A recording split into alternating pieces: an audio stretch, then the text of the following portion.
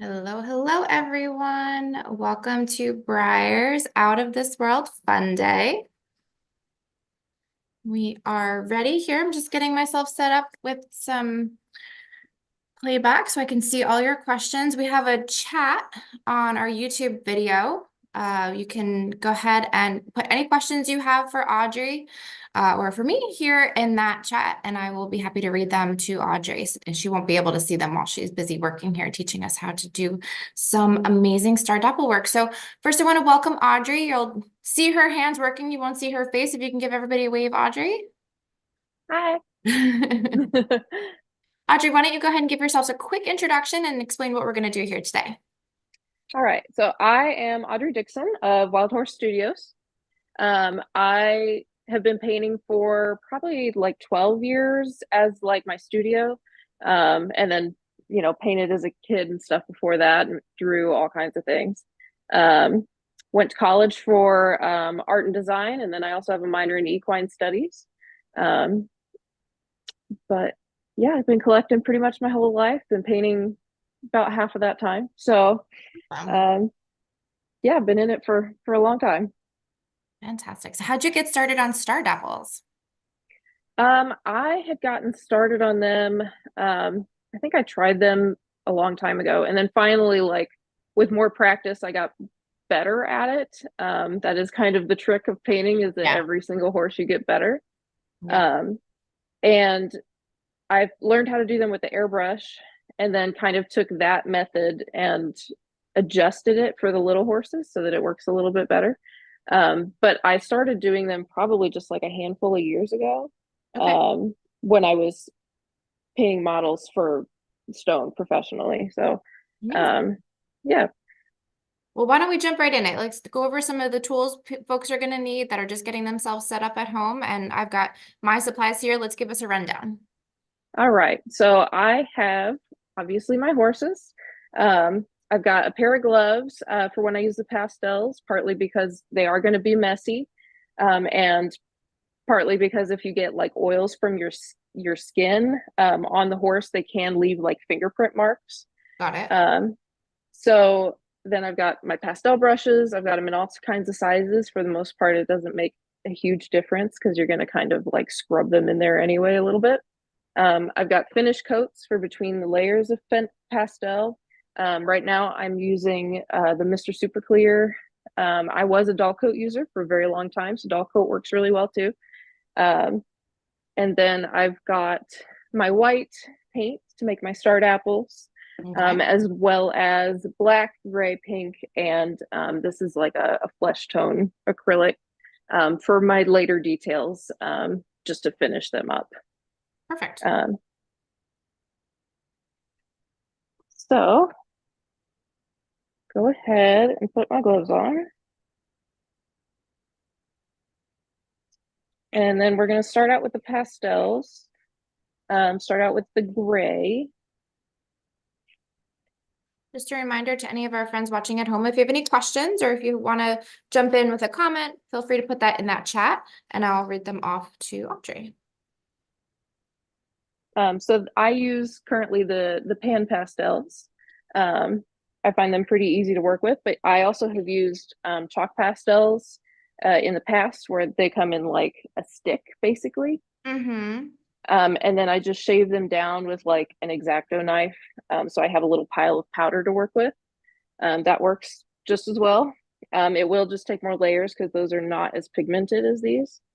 So we're starting with your gray. Yes, we're Yeah. going to start with the gray pan pastel, Any and particular then brush size?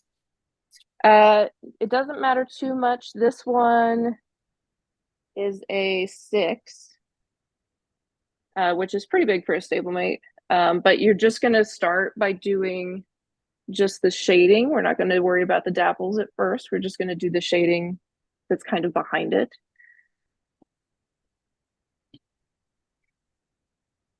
And I'll start. I do like to typically have like a reference. When I painted the original one, I used a picture of my thoroughbred from a couple of years ago when he had more dapples than he currently does. But I'm just going to take them and kind of rub them onto the horse.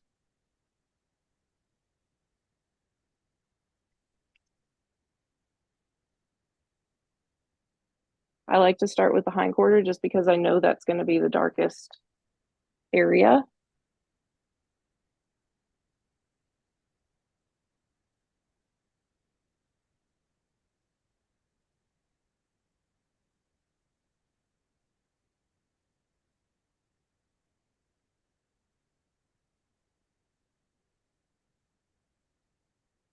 And then I've got his shoulder and his side. And it's not going to look super dark too much for the first layer. Um, it will take several layers to kind of build them up to get to this kind of darker phase that these other ones are in. That's sort of the key of painting in general, right? It's always layers, layers, layers. Yeah, yeah, lots of layers, gets them all blended together really nice.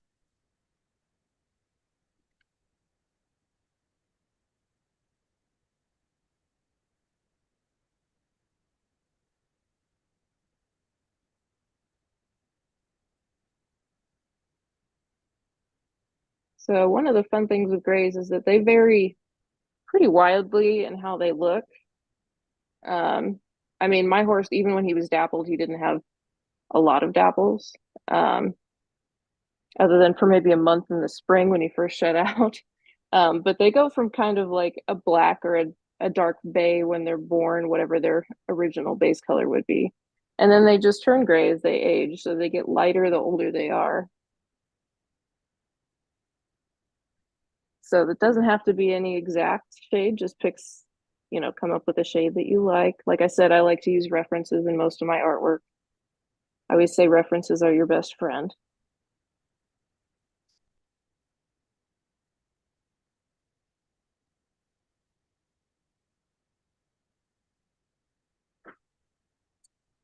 All right. So that is pretty good for a first layer on this side for the gray. And then I'll go in with the black a little bit. And I do use different brushes for each color, um, just so that I don't have to worry about, a darker color mixing in and affecting my lighter color. And I'm going to go in with the black and kind of darken around his legs, um, do some shading on his face and then his hindquarter as well.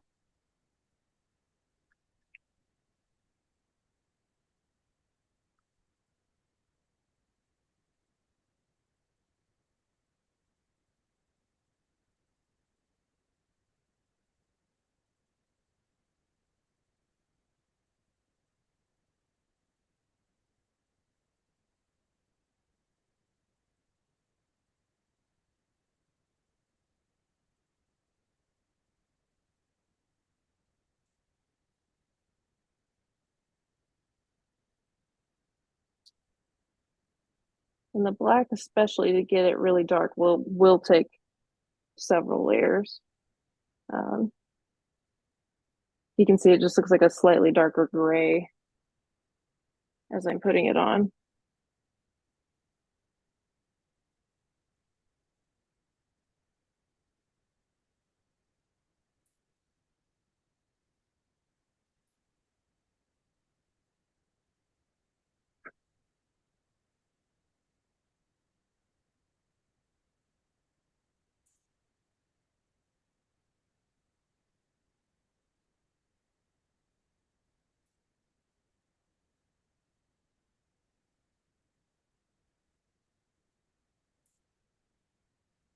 And pastels are a little bit messy. You probably end up with powder where you don't intend it to be. Most of the time, if it's still in the powder, it will just kind of blow off.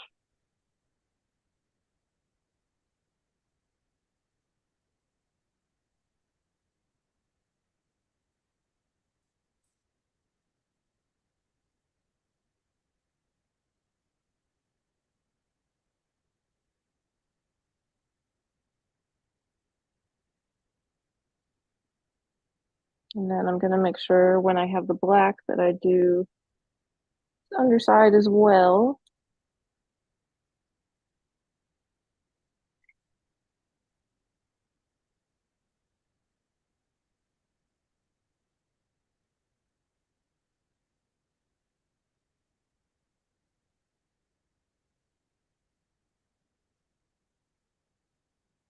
And then eventually you'll hit a point where it feels like it's not getting any darker, even though you are still trying to put more on there.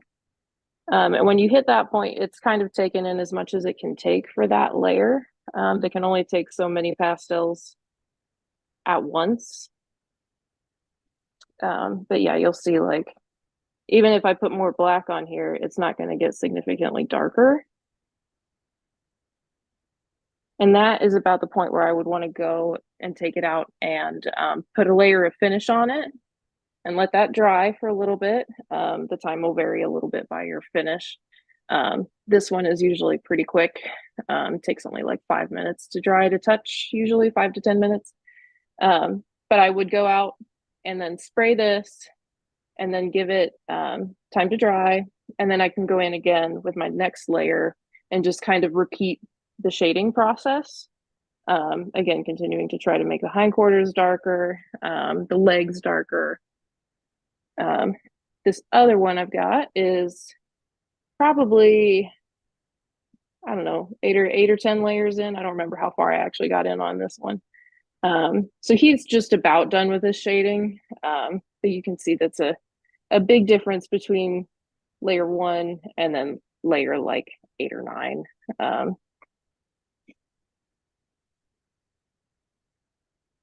But this guy is pretty close to being ready to have his dapples and stuff on. Maybe able to darken him a little bit more if I wanted to.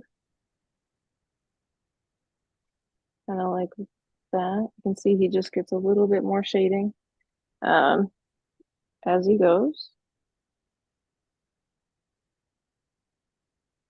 And like I said, with the pan pastels, they're more pigmented, so it doesn't take as many layers as it would with like a cheaper pastel. But by the time you're done, it should look something like that. The layering is always the most time consuming part of it because you just have to wait for them to dry so much. But then once I've got my base shading done, the next step is to actually put the star dapples on. So you can see on this guy, he's got all his little tiny star dapples on that side.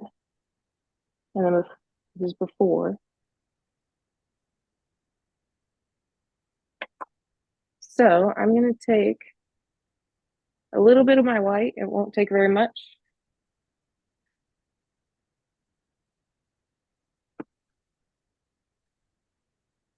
And my little tiny paintbrush, this is the same one that I had put on the list. This is the Velvet Touch size 3.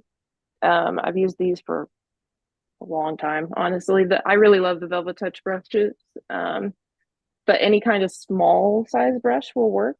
It just has to be small enough that you can get all of these little intricate dapples done.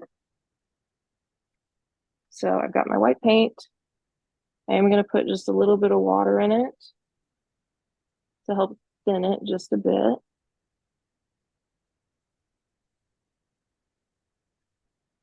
And then I'll go in and you can see these are all like slightly different shapes. Vary the size, vary the shape. And I'm just going to go in and start painting all my little stars.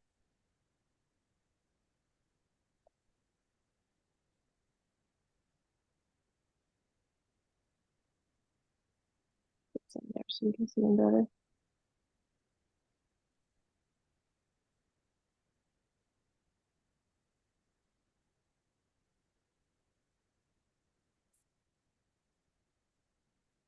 But I just kind of pick a spot and I work my way out.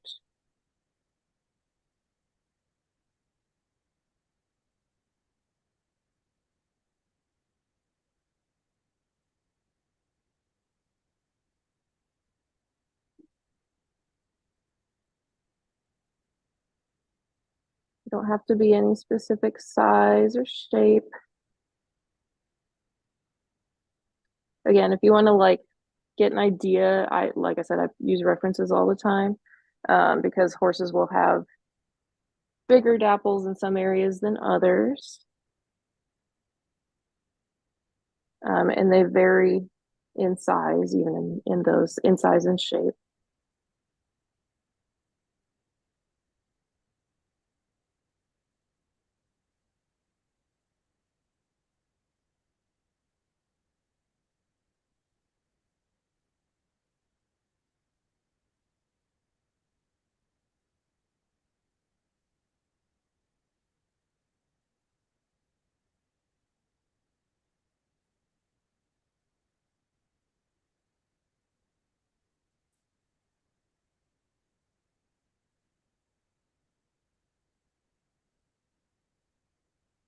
So as you're going through there, is there any particular, you're not like following any particular pattern with like the actual shapes you're making, right? You're just making little No, X's or little yeah, little like cross asterisks hatches. or X's.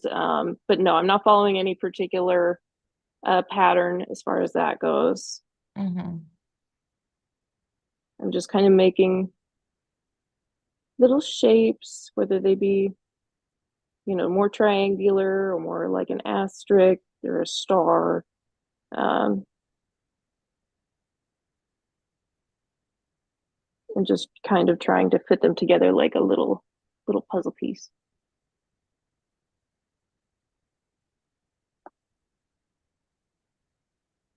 Again, if anybody has any questions for Audrey, feel free to go ahead and put them in the chat on our YouTube channel, and I'll be able to read those off to Audrey.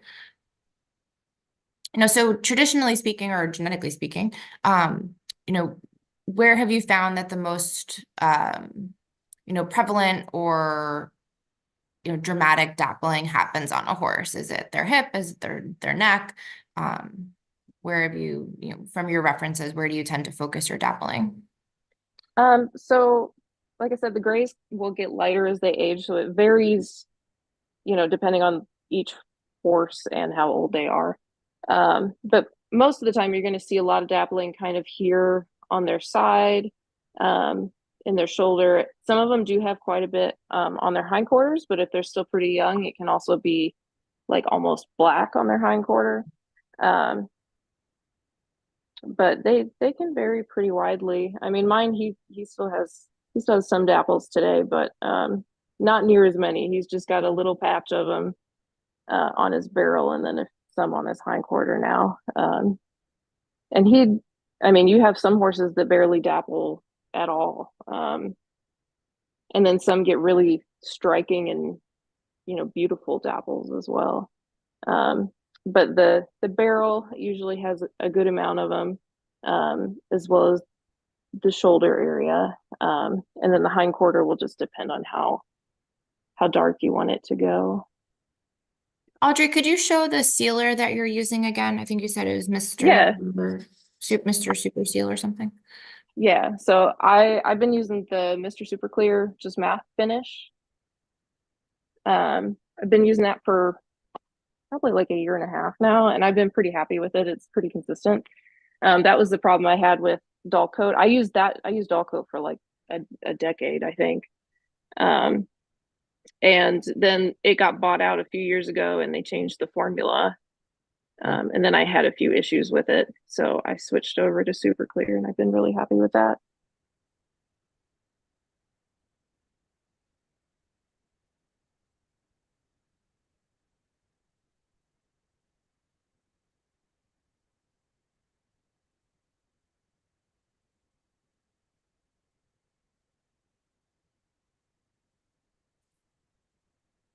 So now will you go back over with a layer of pastels over this, or will the dapples be your final coat? I go back over it just so that like you can see that they're pretty like stark. They're kind of, Yeah. in your face a little bit. Yeah. So after that has had some time to dry, I will go in and just blend them into the body color a little bit more. Yep. And that's usually pretty easy. I can do that in just like one layer to get them blended in. And how long would you say if you were trying to, have a finished piece, whether it was for a commission or just for your own personal collection, how long do you normally take on one of these pieces? Obviously, we're doing it in 45 minutes, but Right, yeah. Definitely not in 45 minutes. Oh, really? Come on, you're But you're dappling superstar.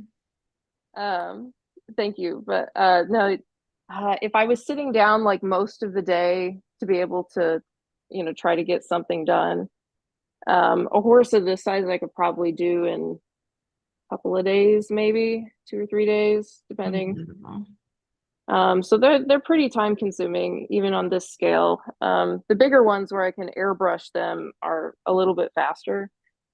But Do I can't airbrush little tiny star apples. It just doesn't quite work out very well.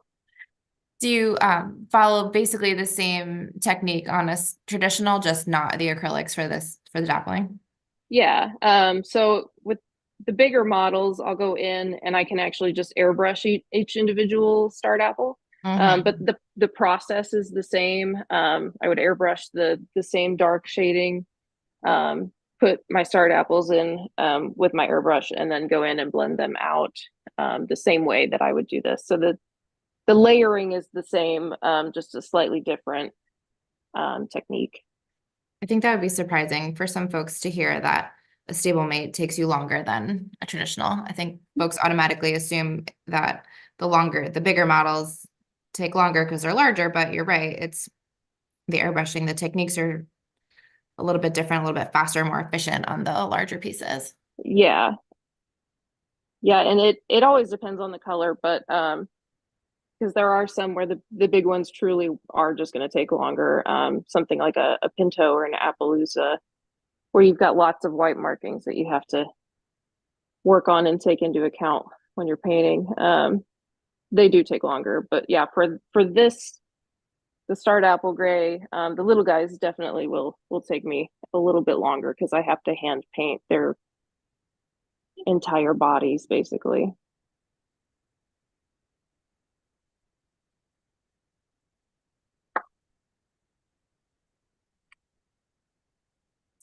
So I want to make sure I give you an idea of how these will kind of blend out. So before I worry about doing more dapples, um, kind of show you how they'll blend out a little bit.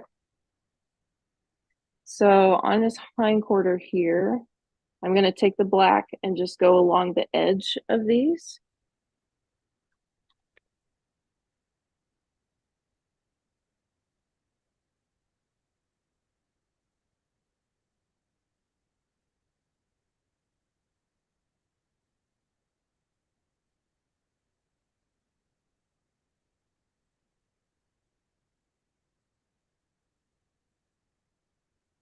And sometimes it's a little bit subtle at first.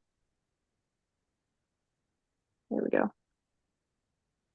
But you'll see it kind of blends them into the coat a little bit better.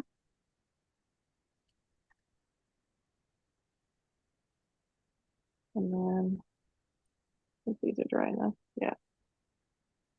And see if I take my gray over these on his belly, it will blend them in a little bit more so that they're not so uh, stark, so noticeable. And then for the most part, I'll use those. But if I have a section where I need to blend it into like the lighter part of the body, for example, like his flank here would be a lighter point. Usually the points of the horse that are warmer areas will go lighter first. So if I need to blend it into a lighter area, I'll just take my white and blend it through there a little bit. Got a couple here that weren't quite dry, but that's okay. So if they're not quite dry, they will go darker on you instead of lighter, kind of. I think you can see that right through here. And that's just because they hold on to the pastels a little bit more when they're wet.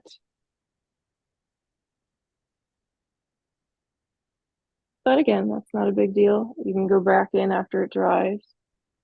and just fix them up a little bit.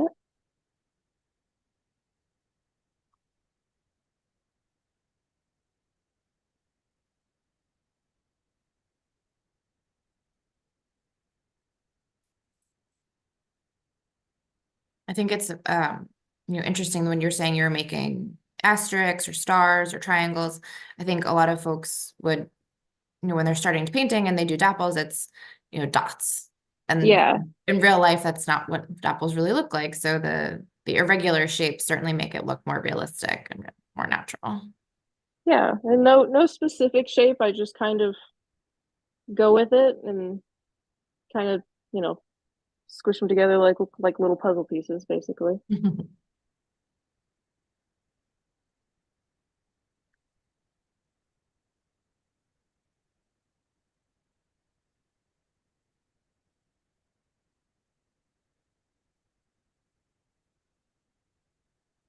There we go. You can see even those ones that were wet and went too dark, just paint right over the top of them and they'll never notice. I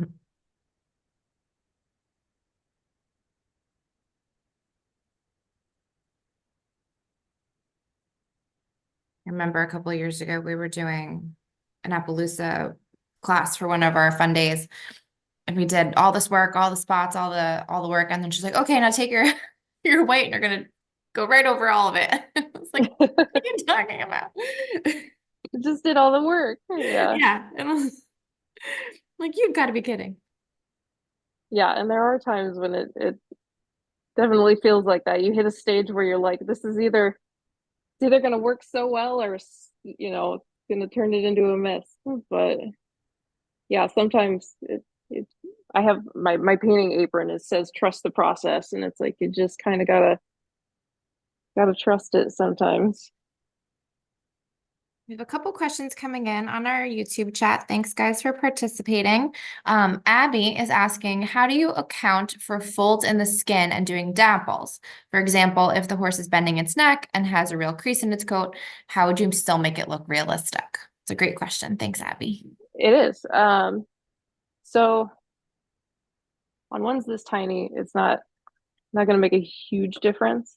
On the bigger ones, I would go in and dapple it kind of the same way.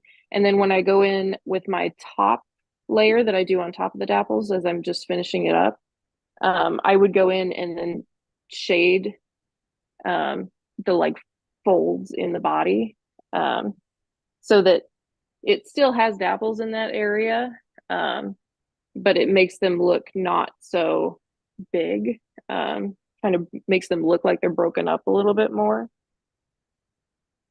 Hopefully that makes sense. But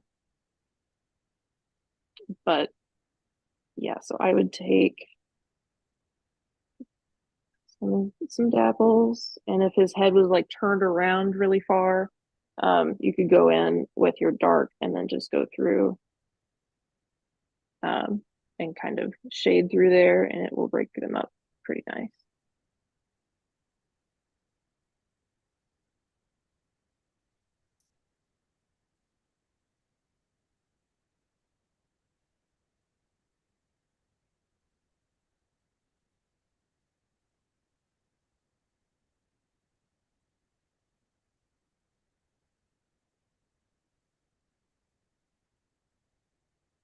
That was honestly a question I hadn't heard that one before. That's a new one. But it's a good question.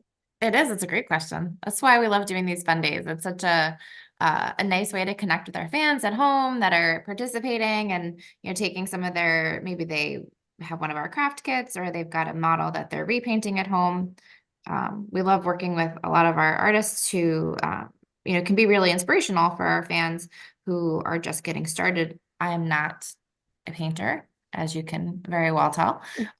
But doing these, you learn something new every time. And I feel like every time we do one of these fun days, I have more and more respect for our painters and our hobbyists who really take this and embrace this and know how to do this really, really well.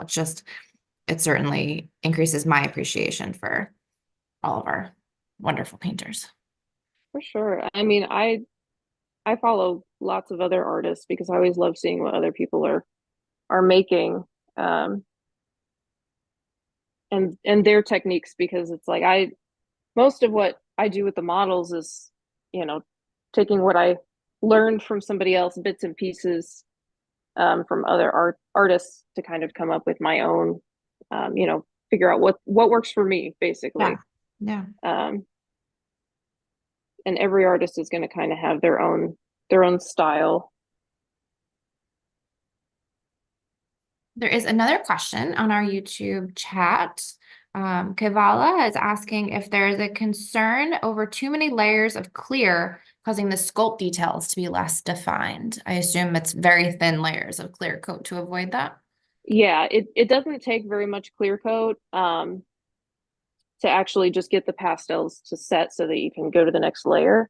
I've never had an issue with having too many layers of clear coat, causing anything to,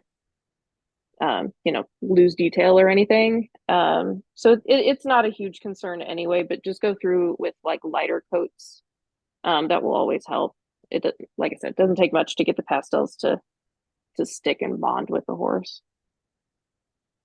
Again, I think that's the first thing I learned about stablemate painting is layers, layers, layers. And I think that goes for everything, right? This isn't a one and done situation. You're constantly adding and constantly adjusting. Yeah. Yep, for sure. Yeah, it doesn't really matter what color you're doing. I don't think there's always layers, and there are always points where your horse will look kind of funky.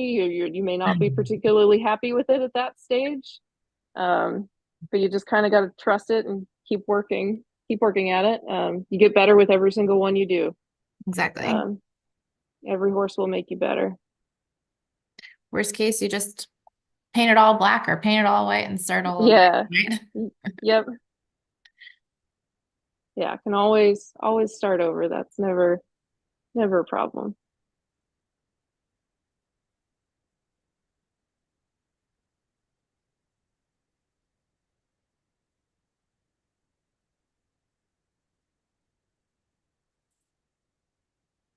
Have you ever counted how many dapples you've put on a horse?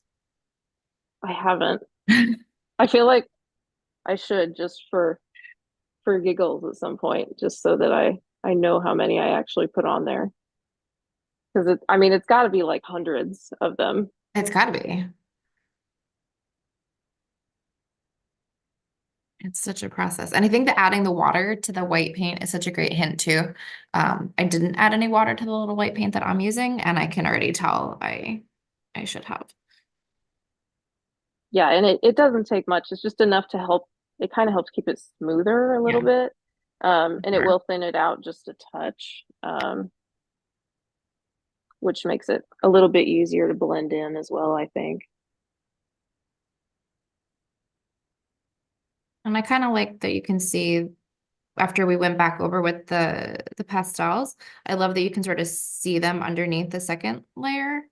Yeah, yeah, you want to be able to see them like just a little bit. I don't know if you'll be able to see him on this guy or not, but yeah, he does have some dapples on his hind quarter, not as many as I put on this one that I'm working on. Yeah, Um, that's but good. yeah, they get blended in there, so they're a little bit dark, so you can see that they're like starting to come through. Yeah. Um, but he's still just too dark in his hind end to have too many. Roxana is suggesting that we make it a contest to guess the number of dapples. I mean, I'm totally for it. I'll sit here and I'll count one of them. Like the number of candy in a candy jar. I love it. Exactly, same idea. So here's it's not a question, but I'm going to ask it for Abby on Abby's behalf. What if you Mhm. add too much water to your white? Obviously, just add more paint and even it out, right? There's no way to avoid it. You just start over. Right. Yeah, Yeah, you just can't thicken it up at all. no, you can put some more paint in there to try to like Hmm. thicken it up a little bit.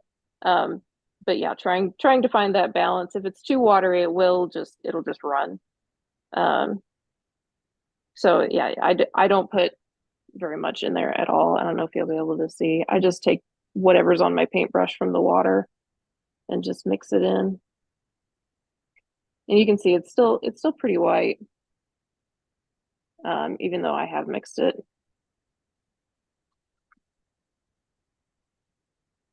No, I might become a dappler after all of this. I always surprise myself in these. I always say, "Oh, I'm not crafty. I'm not a painter." And then you guys make it, although all of our instructors are so fantastic, you guys make it so easy to follow along and, actually do it that I'm like, maybe I can do this. Yeah, yeah, it just takes, you know, somebody that's willing to teach you and a bunch of practice basically. But yeah, you can totally do it for sure. I had somebody came in once and she had never done dapples with an airbrush, and by the time she left like 2 days later, she was really getting a like great handle on it. Um, and she sent me a picture of one that she did at home, and it looked great for only her third horse that she had ever done. Um, yeah, she did a great job. That's awesome. Abby's getting adventurous and is asking about micro minis. I think this is small enough for for everyone. But if we're getting into micro minis, any any recommendations for Abby? I mean the process you can do pretty much the same as you would do here. It's just smaller. um, I've done micro minis. Micro minis are just you really got to pay attention to what you're doing and be very. You got to have a really steady hand. That's I mean, because one little tiny move and you know is it just like a single thread of fiber on your paintbrush? I mean, how do you even paint a dapple on a micro mini? That's got to be the smallest paintbrush known to man. yeah. I do have a couple that are really tiny. If I'm really desperate, I have a jar of my cat's whiskers that I collect as they lose them. That I can use a cat whisker to do an eye or something if I need to. That's Um, the most incredible painting tool I've ever heard of in my entire life. I mean, it's itty bitty and they're stiff because they're whiskers. Yeah, right. So it works. And they lose them all the time. So I just have a little jar of them that I collect when I find them. But yeah, if they're really tiny and you have a cat sitting around, um, collect their whiskers. That is very funny.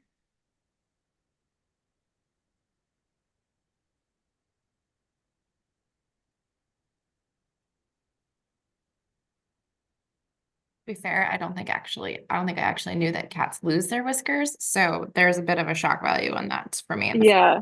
Yeah, I mean, thing new every day. to be honest, I didn't really know that until I actually had a cat either. And I would just find them as I was cleaning up. Um, but And yeah, that's how I you will, know you're a real painter when you find something on the ground and you're like, hey, I could paint with this. I can use this. I do that all the time. Yeah, we live in kind of like a wooded area, and so we lose a lot of branches and stuff. And I have collected branches that are good sizes for like model horse jumps and like, taking them apart and made little jumps out of them. Um, yeah, you just find random things and you're like, that can be helpful. That is very resourceful.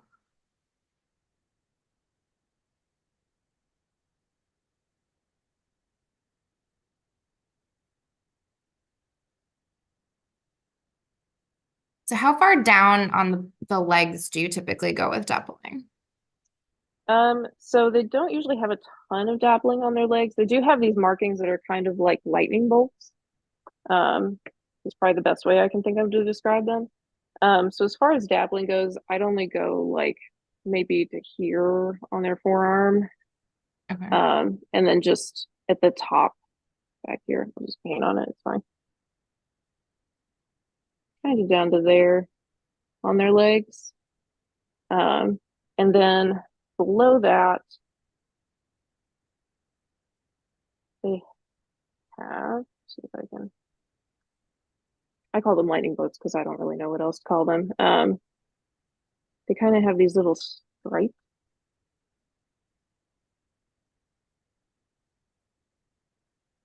Again, this is another one of those things where references come in handy.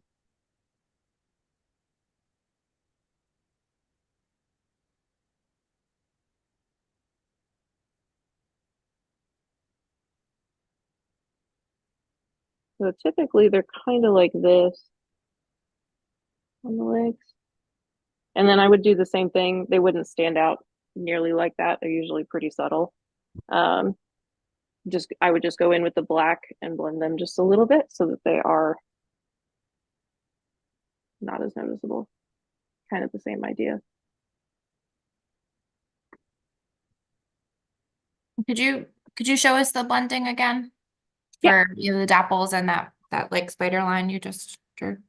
yeah. Spider line will take just a second to dry. But yeah, when got my dapples, um, the last kind of step for the body color before you get into like your finishing details, um, just to blend it, trying to make sure these are, there we go. Yeah, they're drying. Okay. I will just blend them just a bit. I'm using the black here, but if you don't like it quite that dark, you can do gray on top of it. It just makes them blend into their color a little bit more.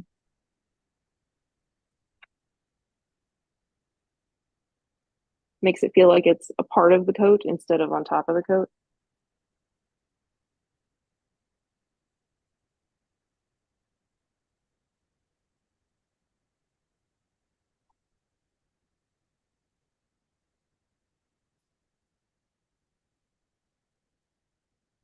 And I just shade in like the same kind of areas that I would have in the early layers.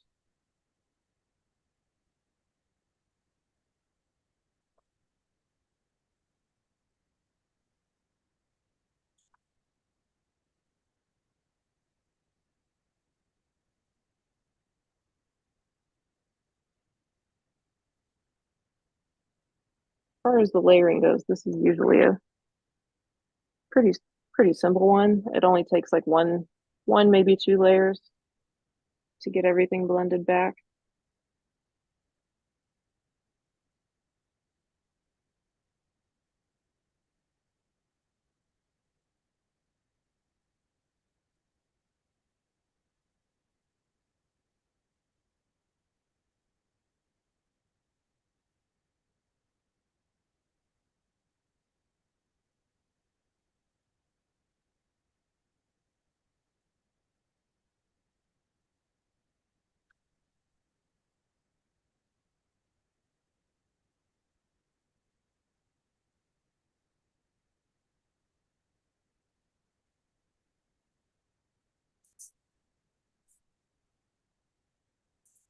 That is pretty amazing, Audrey. Thank you. But yeah, you can see it. I probably went a little bit too dark right here because I kind of blended it out a little bit too far. But I can just put the dapples in and put the top layer of shading in again and it'll look just fine. That's amazing. We are coming up on our last couple minutes on here. So if you have any other questions you want to ask Audrey, now's the time. We'll share at the end, where the best ways to follow you and your website and anything along those lines. Couple questions. A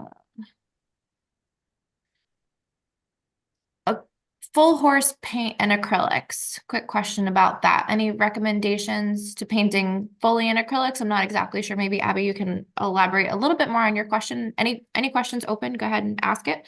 Are you asking for the types of acrylics or just general painting techniques? If I can get some clarification on that question, that'd be super. Any other tips, tricks you want to pass along, Audrey, before we let our friends continue at home? I mean, like I said earlier, references are your best friend. The closer attention you pay to your references, the more realistic your horse will be. Pay attention to like how every kind of pattern looks, the shading in the body, all of that. The more closer you can get it to a reference, the more realistic it will end up. References are your best friend. Um, Other than that, like I said, every single horse will make you better. Because you will figure things out as you go. Yeah. So I think that got some clarification on the question. So obviously we're using pastels here. Would the Right. techniques be similar if you were using acrylics? Yes. So when I prefer to airbrush because it makes it easier to get it smooth and it's generally faster. Um, but for the most part, I actually do work in acrylics. I just use pastels on these little guys because sometimes it's easier than trying to get small things with an airbrush. Mm-hmm. Um, but yeah, I mean, I will take my acrylics and go through um, and airbrush all of them. I haven't hand painted one in a very long time um, with acrylics. Uh, I'm sure it can be done, but I would always have problems with paint streaks if I tried to do that. Yeah, Um, and you can water them down and try to avoid paint streaks and try to layer it up, but I honestly don't know how well it would work with acrylics because they dry so fast. Um, again, why I airbrush them because it's easier to get the shading and everything in there. got it. Makes sense. But yeah, it can totally be done. The majority of the stuff I use is almost all acrylic. That's awesome. But yeah, if you can, definitely, I use my airbrush for almost everything anymore. Recommend getting a little starter airbrush. That is a whole other, maybe one That's day we'll a do an airbrushing techniques workshop. yeah, that's That's a whole a outside whole situation. that's a whole other thing. And I do have like videos on like simple kind of colors that you can airbrush and how I do those. Yeah. They're older, but the technique is still the same. Where would we be able to find those videos for you, Audrey? So they are on my YouTube channel, Wild Horse Studios, on YouTube. I have a whole section of tutorials. There's probably 8 or 10 of them right now. I try to make new ones when I can, or when I have a different color to show or something updated. Um, occasionally I'll do a speed paint too. I did that for model painting month one year. Yeah, And that was kind of fun. that's awesome.